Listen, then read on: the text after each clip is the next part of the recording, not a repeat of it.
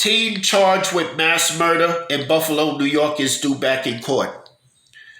The teenager accused of killing 10 people in a live stream supermarket shooting in a black neighborhood in Buffalo, New York was due back in court on Thursday in a case spurring a national conversation about the toxic mix of guns, hate, and the internet. Peyton Gendron, 18, who is white, was initially arraigned on a single count of first-degree murder hours after police said he opened fire on Saturday afternoon at a Tops Friendly Markets outlet with a semi-automatic assault-style rifle. He pleaded not guilty and was ordered held without bond. 13 people were struck by gunfire, most of them were black, and 11 of the victims died before the gunman surrendered to police, confronting him inside the grocery store. The FBI immediately said it was investigating the rampage as a hate crime and an act of racially motivated violent extremism, and authorities have pointed to a white supremacist manifesto he is suspected of posting online before the shooting. Gendron, from the small southern New York town of Conklin, near the Pennsylvania border, was scheduled to appear for a second Erie County court proceeding referred to as a felony hearing on Thursday morning.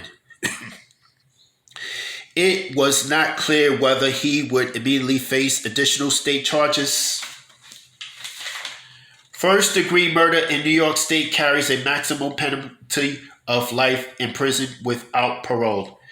President Joe Biden, in a visit to Buffalo on Tuesday, condemned white nationalists as well as online platforms, media outlets, and political rhetoric he criticized for spreading racist conspiracy theories.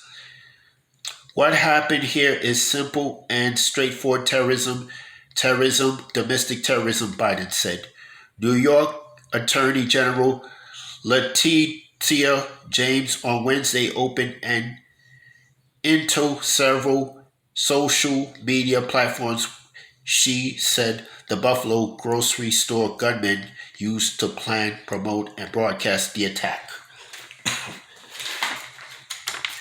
Governor Kathy Hochul announced additional measures aimed at curbing domestic terrorism, including legislation to tighten New York gun laws and a directive for state police to exercise their authority to disarm individuals deemed a public threat under the state's red flag law. She accused social media sites of allowing violent extremism to flourish and said the Buffalo shooting reflected an intersection between mainstreaming of hate speech and the easy access to military-style weapons. Gendron is accused of having webcast video on the attack. He was committed in real time onto Twitch, a live video platform owned by Amazon.com. While Twitch said it took down the video within 2 minutes, screenshots from the broadcast circulated on social media throughout the day. And footage of the live stream could still be found on the internet as recently as Wednesday morning.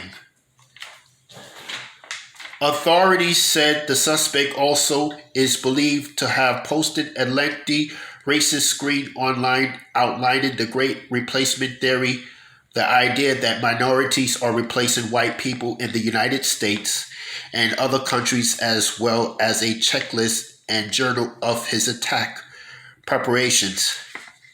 Buffalo police said Gendron first came to the attention of local law enforcement nearly a year before the Buffalo shooting, when police detained him after he made a threat at his high school, and that he was released after a mental health exam.